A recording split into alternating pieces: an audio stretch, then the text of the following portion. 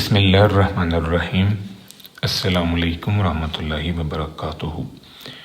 लाखों करोड़ों दरूद सलाम नबी करीम सल्लल्लाहु अलैहि वसल्लम पर और आपकी आल पर। आज ये बेटा हम डिस्कस करेंगे लैपलेस डिस्ट्रीब्यूशन।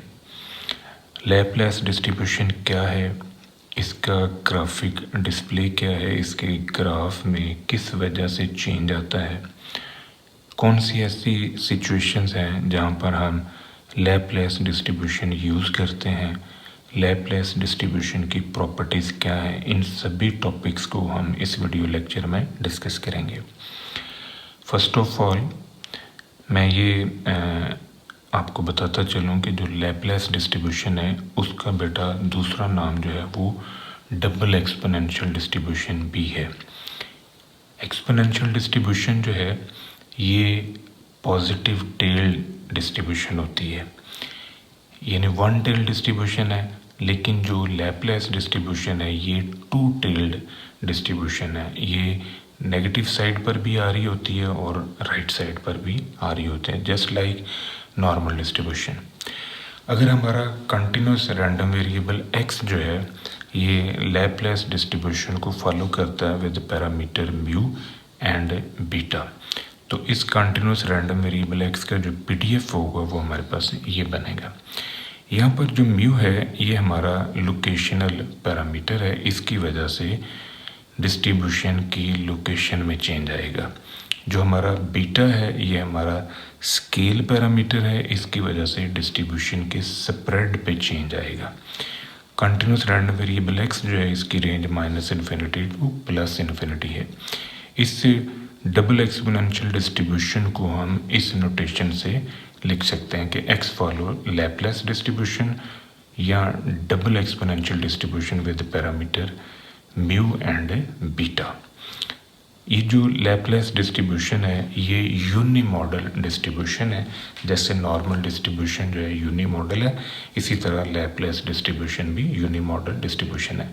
लेकिन नॉर्मल डिस्ट्रीब्यूशन की निस्बत जो लैपलेस डिस्ट्रीब्यूशन है ये शार्प पीक रखती है, यानी जो नॉर्मल डिस्ट्रीब्यूशन है उसकी पीक मॉडरेट होती है, बट जो लैपलेस डिस्ट्रीब्यूशन है ये शार्प पीक है और टॉप पॉइंट से ये लेफ़्ट टू राइट मूव कर रही होती है। ये कंटिन्यूस प्रोबेबिलिटी डिस्ट्रीब्यूशन है और लैपलेस डिस्ट्रीब्यूशन जो है ये कंपोजिशन है टू एक्सपोनेंशियल डिस्ट्रीब्यूशंस की।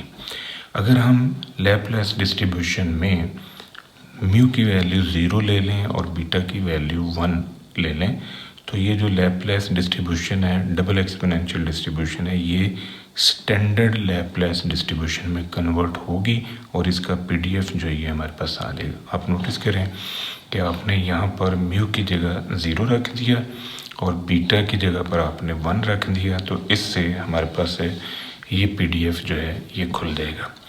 ये PDF जो है ये स्टैंडर्ड लैपलेस डिस्ट्रीब्यूशन का PDF है जिसकी रेंज -∞ टू प्लस है, और इसको हम नोटेशन में इस तरह लिख सकते हैं कि x follow Laplace distribution with mu 0 and beta 1। अब ये म्यू और बीटा की वजह से जो लैपलेस डिस्ट्रीब्यूशन है इसके ग्राफ में चेंज आता है। जैसा कि मैंने शुरू में बताया कि नॉर्मल डिस्ट्रीब्यूशन की निस्बत ये जो लैपलेस डिस्ट्रीब्यूशन है ये शार्प पीक्ड है। इसका मतलब है कि इसकी जो पीक है वो इस तरह की है। नॉर्मल की पीक ऐसी नहीं होती, नॉर्मल की पीक जो है वो मॉडरेट सी होती है, लेकिन ये शार्प पीक रखती है। दूसरी ख़ास बात ये कि जो हमारा म्यू है इसकी वजह से लोकेशन में चेंज आता है। यहाँ पर म्यू जो है ये 0 है, इसका मतलब कि 0 सेंट्रल पॉइंट है और इस सेंट्रल पॉइंट से लेफ़्ट टू राइट ये डिस्ट्रीब्यूशन जो है ये मूव कर रही है। इसको हैवी टेल डिस्ट्रीब्यूशन भी कहते हैं। उसकी वजह ये है कि मोस्ट ऑफ द इंफॉर्मेशन जो है वो दोनों टेल की तरफ जा रही होती है, जबकि सेंट्रल पार्ट के अंदर इसकी इंफॉर्मेशन जो है वो कम होती है। अब ये देखें कि यहाँ पर म्यू की वैल्यू 6 है, यानी यहाँ पर लोकेशन जो है हमारे पास -6 आ रही है, तो इस वजह से ये डिस्ट्रीब्यूशन जो है -6 की वजह से ये इस तरफ को मूव कर गई। और अगर ये म्यू की वैल्यू यहाँ पर देखें 8 है तो इट मीन्स कि ये राइट टेल की तरफ जो है ये मूव कर रही है, राइट टेल पे ये अपनी शेप जो है वो बना रही है। सेंट्रल पॉइंट अब हमारा 8 है। दूसरी तरफ देखें कि जो बीटा 1 है, ये बीटा 1 के ऊपर ये इस फॉर्म में आ रही है, यानी ज़्यादा शार्प है। अगर बीटा की वैल्यू को हम बड़ा करें, जैसे ये मैंने यहाँ पर बीटा 2 किया, तो इसकी जो शार्पनेस है वो थोड़ी सी कम होगी, यानी यहाँ पर स्प्रेड कम है, यहाँ पर स्प्रेड जो है ये ज़्यादा हो गया। बीटा की वजह से इस डिस्ट्रीब्यूशन के स्प्रेड पे चेंज आ रहा है। अगर बीटा बड़ा होगा तो स्प्रेड फैलेगा, अगर बीटा की वैल्यू कम होगी तो इसका स्प्रेड भी कम होना शुरू हो जाएगा। अब हम बात करते हैं कि कौन सी ऐसी सिचुएशंस हैं जहाँ पर हम लैप्लेस डिस्ट्रीब्यूशन को यूज़ करते हैं। फर्स्ट ऑफ ऑल कि सिग्नल प्रोसेसिंग में हम लोग लैप्लेस डिस्ट्रीब्यूशन यूज़ कर रहे होते हैं to detect sudden changes, spikes and signal. हमारे डाटे में जो सिग्नल्स आ रहे हैं, यानी सिग्नल से मुराद ऐसे पॉइंट्स हैं जो डाटे की मैक्सिमम और मिनिमम जो बाउंड्रीज़ हैं उनको आइडेंटिफाई करती हैं। तो उन बाउंड्रीज़ को आइडेंटिफाई करने के लिए हम लोग लैप्लेस डिस्ट्रीब्यूशन जो है वो यूज़ करते हैं। इसी तरह जो फाइनेंशियल मॉडलिंग है वहाँ पर भी हम लैप्लेस डिस्ट्रीब्यूशन यूज़ करते हैं। हमारे बहुत सारे इकोनॉमिक वेरिएबल्स हैं जिनके रिलेशन की स्ट्रेंथ को असेस करने के लिए हम लोग लैप्लेस डिस्ट्रीब्यूशन में काम कर रहे होते हैं। इसी तरह जो बेसियन स्टैटिस्टिक्स है, इसकी एप्लीकेशन में भी हम लोग लैप्लेस डिस्ट्रीब्यूशन को यूज़ करते हैं। रोबस्ट स्टैटिस्टिक्स के अंदर हम लोग आउटलायर्स को डिटेक्ट करने में जो लैप्लेस डिस्ट्रीब्यूशन है ये यूज़ करते हैं। आउटलायर से मुराद ऐसी ऑब्जर्वेशन हैं जो डाटे की मेन बॉडी से हट के होती हैं।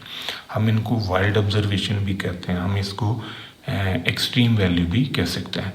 तो जो डाटे की मेन बॉडी से बहुत ज़्यादा हट के हों, उनको डिटेक्ट करने के लिए हम लोग ये लैप्लेस डिस्ट्रीब्यूशन जो है ये यूज़ करते हैं। रोबस्ट स्टैटिस्टिक्स को आप इस तरह समझ लें कि अगर आप किसी तालाब के अंदर कंकर फेंकते हैं तो उस कंकर के फेंकने से जो असर है वो आखिरी जो किनारे होते हैं वहाँ तक भी महसूस होता है, यानी लोएस्ट साइड के ऊपर भी और मैक्सिमम साइड के ऊपर भी आपको वो एक अरताश जैसा है ना वो फील हो रहा होता है।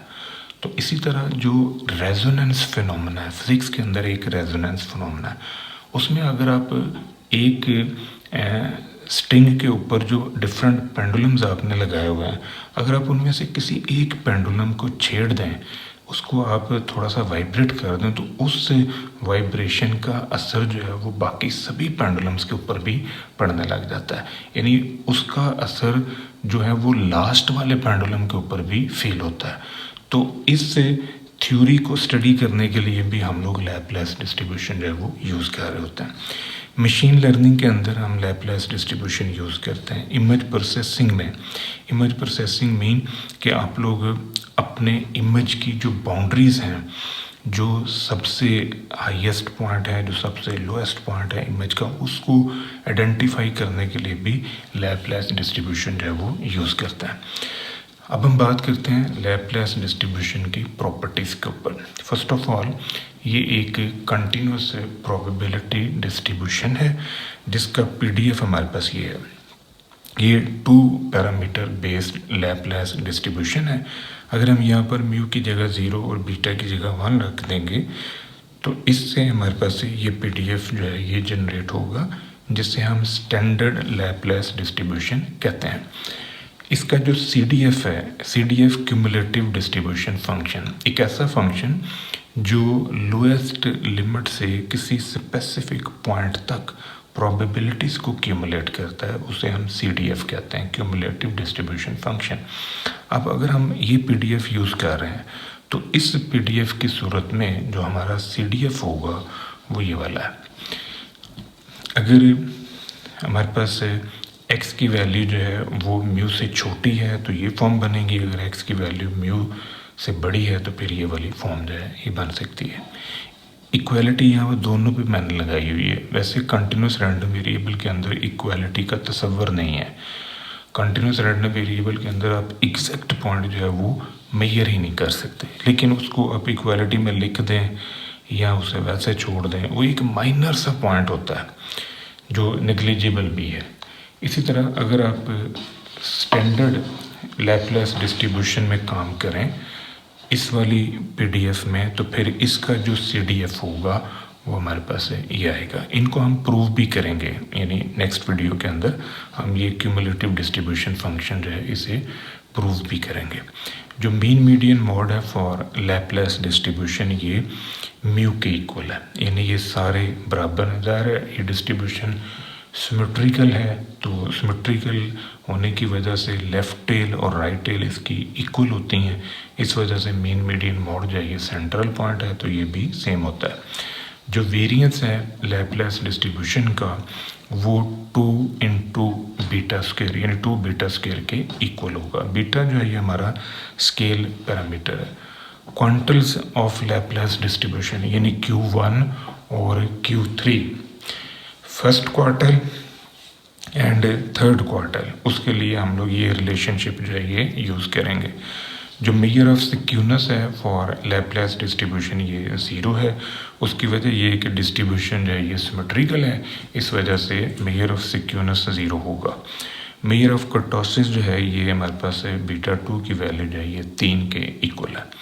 मूवमेंट जनरेटिंग फंक्शन जो है फॉर लैप्लेस डिस्ट्रीब्यूशन ये हमारे पास आएगा, इसको हम प्रूव भी करेंगे।